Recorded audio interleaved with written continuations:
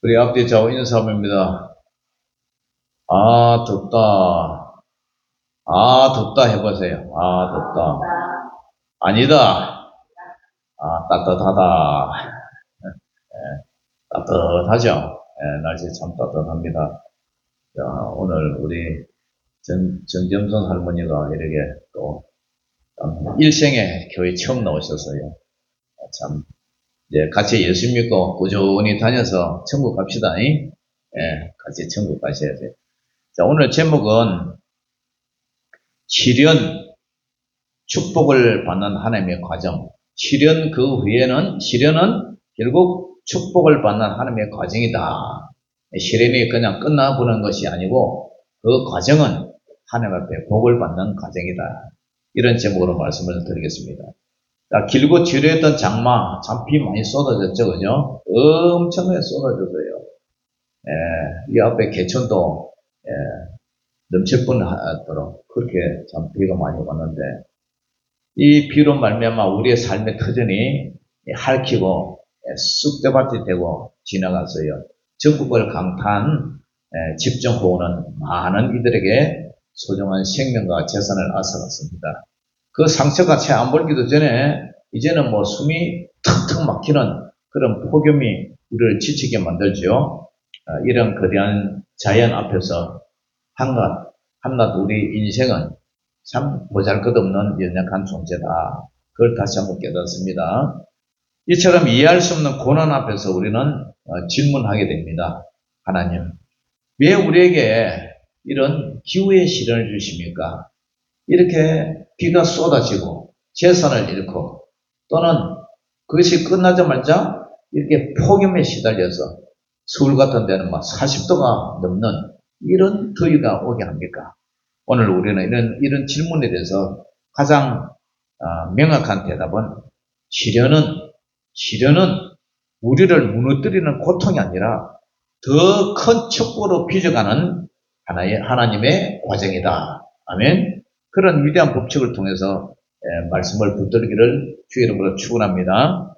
자, 시련의 목적이 뭐냐면은 온전함을 향한 하나님의 연단이죠. 시련을 통해서 단련을 시켜요. 이 편지를 쓴 야고보 사도는 예수님의 친동생이에요. 예루살렘 교회의 지도자예요. 이 야고보 사도가 이 편지를 쓸 당시에 로마 전국 전역에 흩어져 살던 흩어진 나그네 이 성도들에게 12지파에게 이 편지를 보냅니다. 그들은 이방 땅에서 나그네로 살면서 신앙 때문에 핍박받고 경제적으로 너무나 먹고 살기 힘든 그러한 불쌍한 사람들이었어요.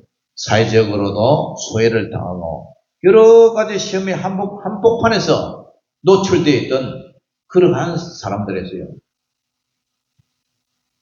야고보는 바로 그들에게 이 고통의 현실을 외면하지 말고 정면으로 마주하라. 그리고 완전한 새로운 관점으로 주님을 바라보라. 이렇게 권면을 합니다. 야고보는 시련의 축복으로 이제는 이 과정을 명확한 영적 공식을 설명했는데요. 시련은 무슨 시련이냐? 예수 믿는다는 그 믿음의 시련이에요. 예수님을 믿는다는 믿음의 시련. 야고보는 이 시험이라 그러는데 시험이 트리아라고 믿음의 시련을 말해요. 그 당시 이 시험이라는 이 말이 원어에 보면은 도케미온이라는 뜻을 쓰는데 여러분 금이나 은 같은 기금속을 순도를 높이기 위해서는 불순물을 제거하는 재련 과정이 필요해요. 그럼 저기 고령장에 한번 갔는데 고령장에 갔더니 그 장 안에 대장간이 있어요.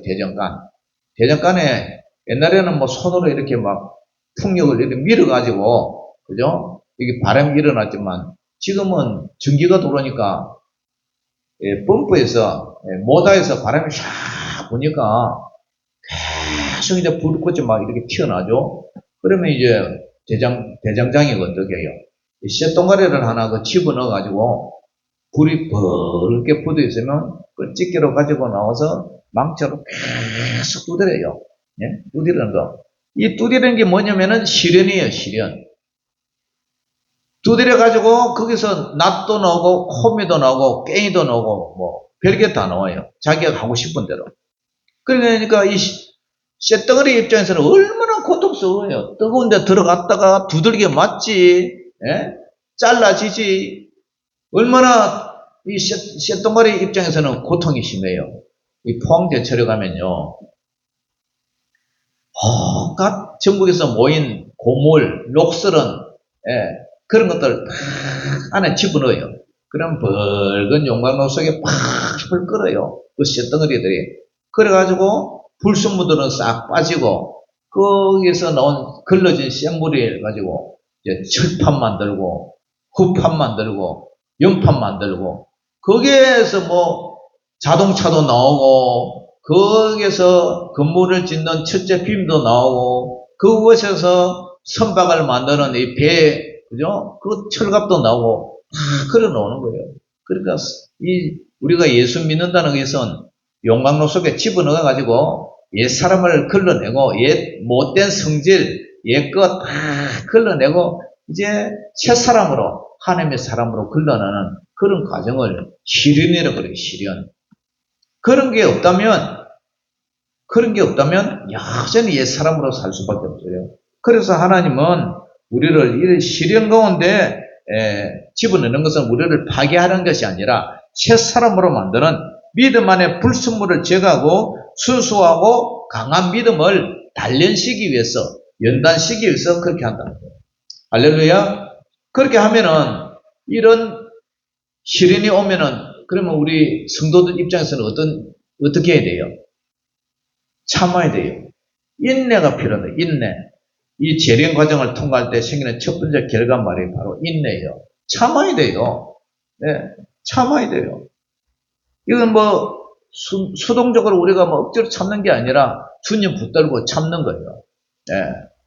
처음 예수를 믿으면 막 유혹이 들어와요. 뭐 자꾸 교회 가기 싫은 마음도 생기고 주위에서 이웃에서도 아이고 교회 가가고 뭐 떡이 노나 밥이 노나 말로 가냐 뭐 이런 잔소리하고 형제들도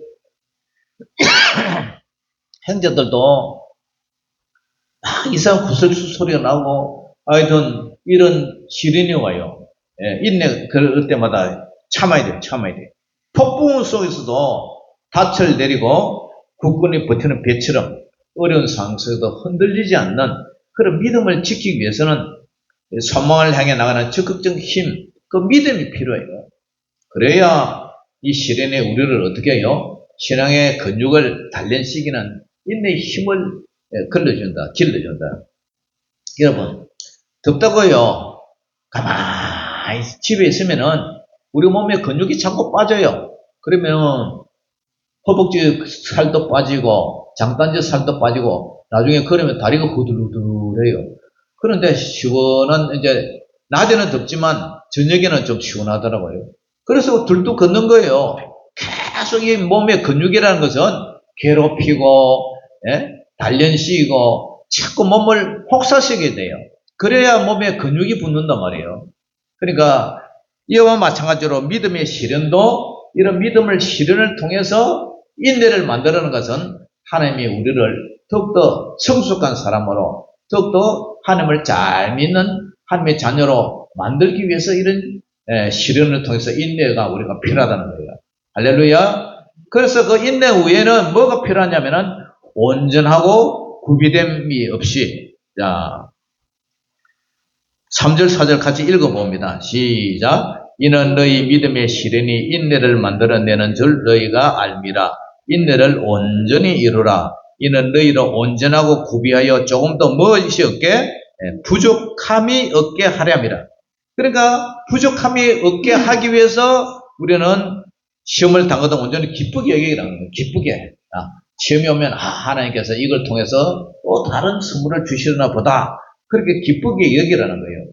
결국 하나님은 우리의 이 시련을 통해서 참으면 온전하고 구비됨이 없게 인내가 온전히 이루어질 때는 마침내 우리는 최종 목적지에 도달하게 되는데 그것이 온전하고 구비됨이 조금 더 부족함이 없게 한다.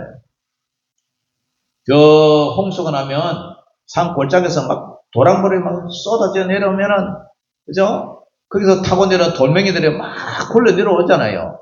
근데 그 돌멩이가요 물에 구르고 하면은 그 날카롭고 모나고 이런 돌들이 그 좁깃좁깃한 그 돌이나 상파리들이 나중에 어떻게 돼요? 맨돌맨돌한 몽돌이 돼요. 저쪽에 남해 가면은 통영 남해 쪽에 가면은 해변에 몽돌 해수욕장이 있어요. 그 몽돌 해수욕장에 가보니까 돌멩이가 새카만 돌멩이가 하도 파도가 때리니까 파도가 철썩 하니까 그 날카로운 그 돌멩이들이 저끼리 부딪히고 해서 새카만 게 또 몽돌 자갈이 그 구슬처럼 그렇게 생겼더라고요. 아, 이쁘더라고요. 그 위는 걸어가도 발바닥 별로 안 아파. 온 해변이 몽돌 해수욕장이에요. 그렇게 된단 말이에요.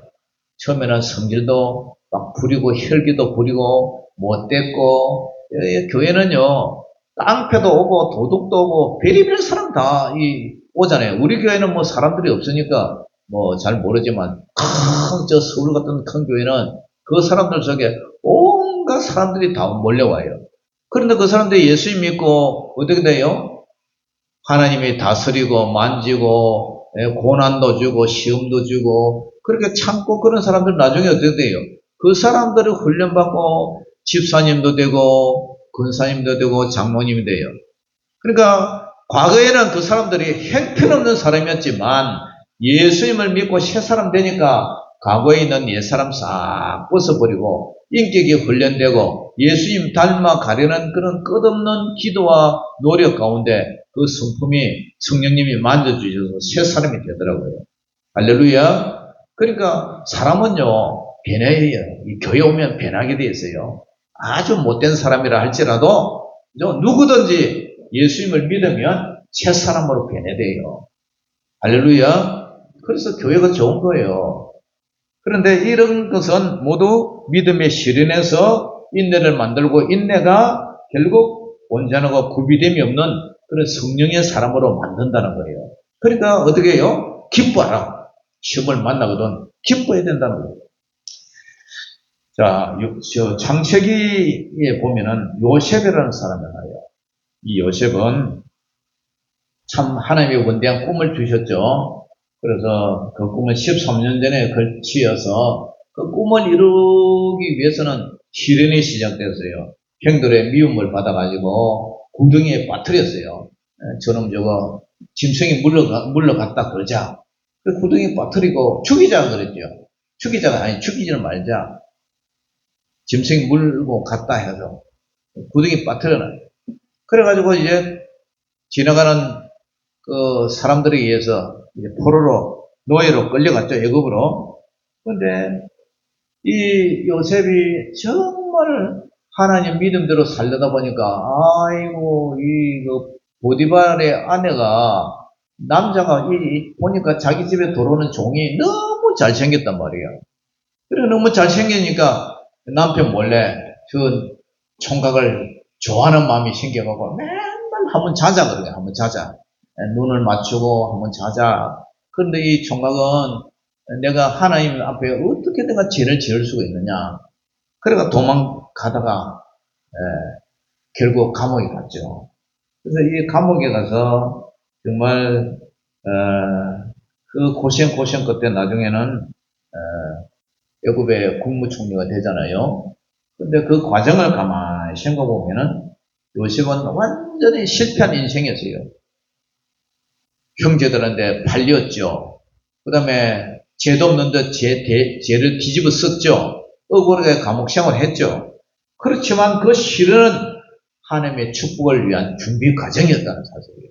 그래서 그런 그 감옥에서 더 겸손하게 됐고 사람을 이해하는 마음을 가지게 됐고 그리고 떡을 굽는 관원 그 다음에 술을 따르는 관원 이 사람들을 통해서 애굽을 다스리는 그 행정력도 배우게 되고, 그리고 마침내 그가 하나님의 큰 애굽의 국무총리가 되는 이런 축복의 과정을 우리는 잘 알고 있습니다.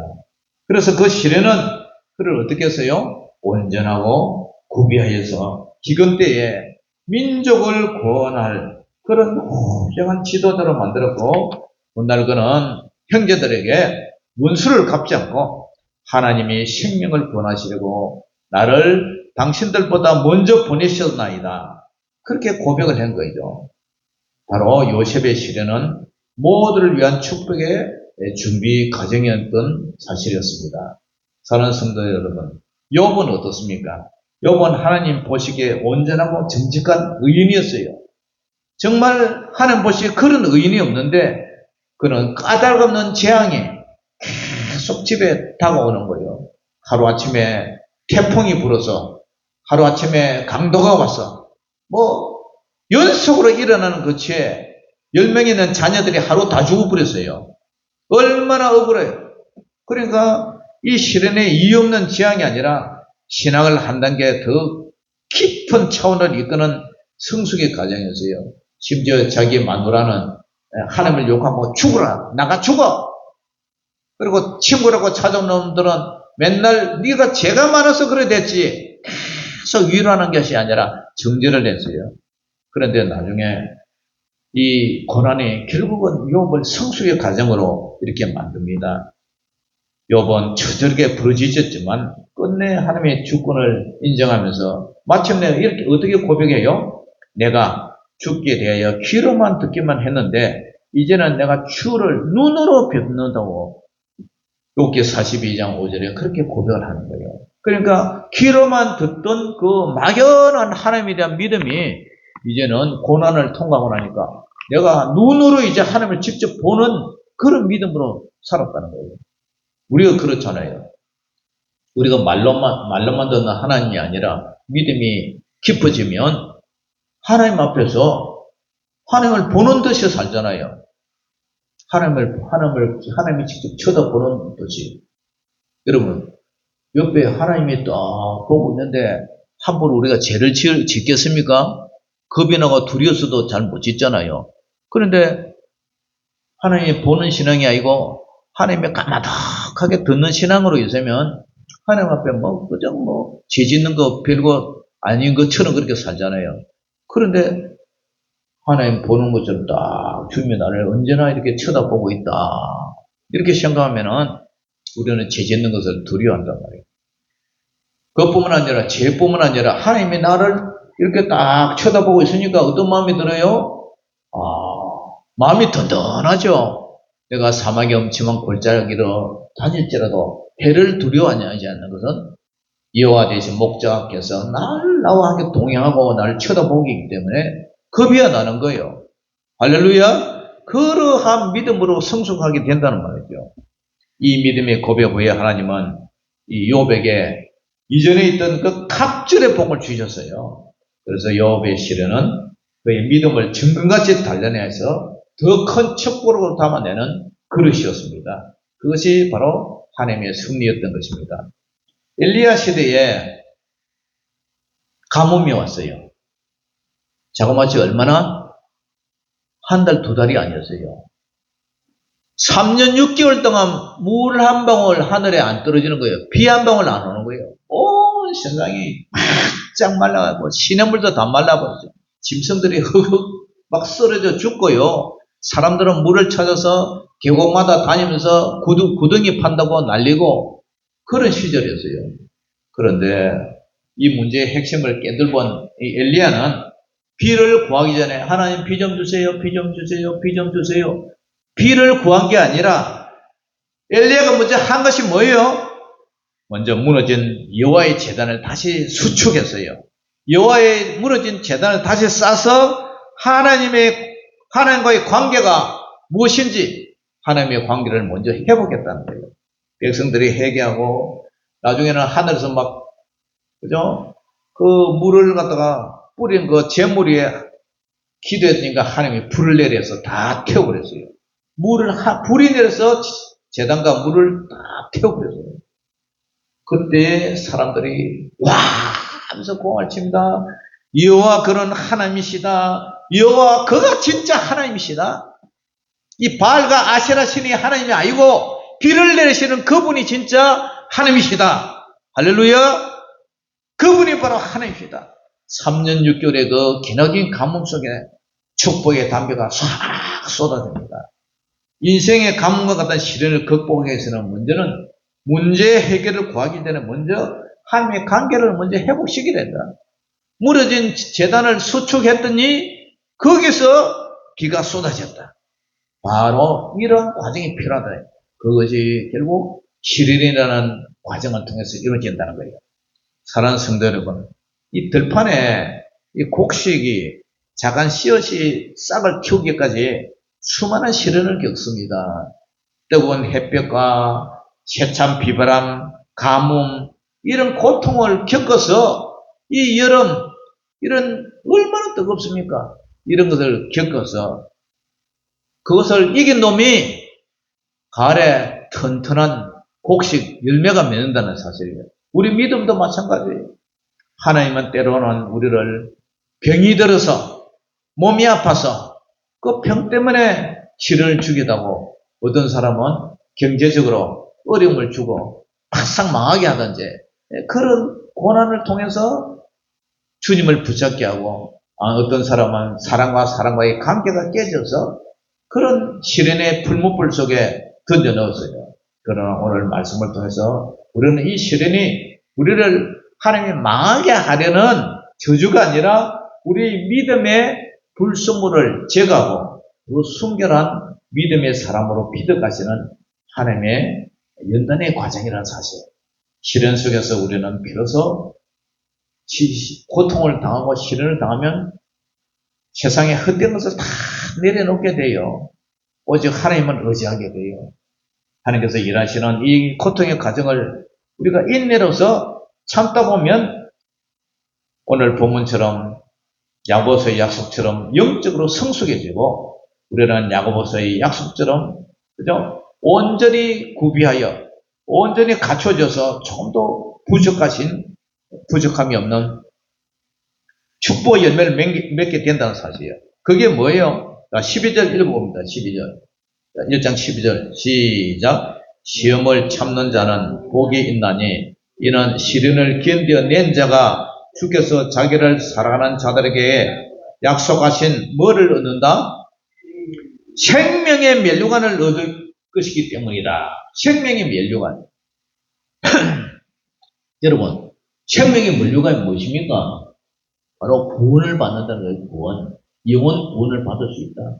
너는 옛사람이지만 그 따위로 살아가지고는 정신을 못 차려? 그래, 알았다. 그러면서 하나님이 시련을 주는 거예요. 고난을 주는 거예요. 그래서 이 사람의 시련, 고난을 당하다 보니까 와, 내가 하나님 앞에 잘못했으면 내가 이럴까? 그래 가서 이리 얻어터지고 저리 얻어터지고 나중에 정신을 차리고 야, 내가 예수 믿는 사람 맞냐? 나 이래 살아서는 안 되겠다. 정신을 차리고 아이고 이왕 믿을 거 똑바로 믿자. 그래서 막 옛날 생각 뭐 다 끊어버리고 이제는 하나님 앞에 바로 서자. 그랬더니 그것이 바로 시련을 견뎌낸 자가 주께서 자기를 사랑하는 자들에게 약속하신 생명 면류관 구원을 받게 한다는 거예요. 구원. 할렐루야. 우리가 천국에 서면 옛날에 있는 거 지저분한 거 다 정리를 해야 돼요. 그 나라는 거룩하지 않으면 경건하지 않으면 절대로 들어갈 수가 없어요. 그래서 하나님이 시련을 주는 거예요. 반대로 참지 못하면 어떻게 돼요? 뺑글뺑글 돌다가 이리 터지고 저리 터지고 이 세상에서 고생하다가 죽는 거예요.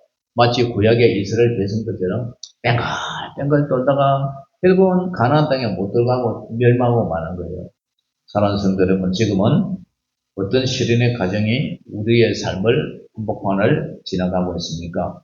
그것이 터널이라 절망 속에서 잘 보이지 않는다 할지라도 하나님은 우리를 주목하고 주시하고 계신다. 그것은 바로 폭우와 폭염 같은 인생의 그 시련 너머에는 반드시 하나님의 축복된 소낙비가 예비되어 있다. 할렐루야. 3년 6개월의 가뭄 속에서 회복의 과정으로 사용하시는 이 큰 비를 내리시는 주님, 13년의 시련을 준비의 과정으로 삼아 요셉을 국무총리로 만드신 그 하나님, 십자가의 죽음이라는 최고의 시련을 통하여 부활의 영광으로 이르신 우리 주님께서 오늘도 우리와 동일하게 계신 줄 믿습니다. 사랑하는 성도 여러분, 지금 고난이 비참하게 느껴질지라도 또 이 날씨처럼 폭염과 또 앞으로 몰려올 이 태풍 이런 것처럼 이 자연의 이 재해, 자연의 이 고난 이런 것을 통과한 후에 비로소 가을에 탐스러운 추수가 되고 알곡은 곡간으로 들어가고 쭉정이는 끄지 않는 불에 이렇게 태워버리는 것처럼 저와 여러분들이 하나님의 이 시련을 통해서 우리 영원한 천국 곡간으로 우리를 데려가실 줄 믿습니다. 이 시련이 없다면 결코 그 사람은 알곡과 쭉정이가 분리되지 않고 어느 것이 알곡인지 어느 것이 쭉정인지 알 수가 없는 거예요. 시련을 통해서 그 걸러낸다는 사실을 알고 이 시련은 바로 하나님의 축복을 빚는 하나님의 가정이라는 사실을 알고 시련을 기쁘게 여기시는 저와 여러분들 되시기를 주의 이름으로 축원합니다. 기도하겠습니다. 아버지 하나님 은혜를 감사합니다. 성경은 온통 시련을 극복한 믿음의 사람들의 그린 것을 믿습니다.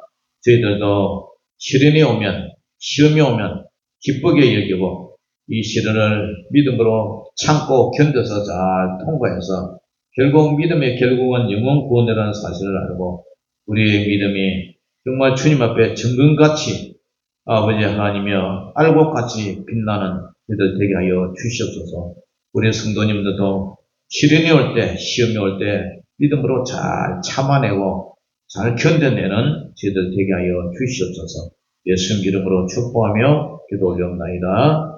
아멘. 찬양하면서 준비한 예물 드리시기 바랍니다.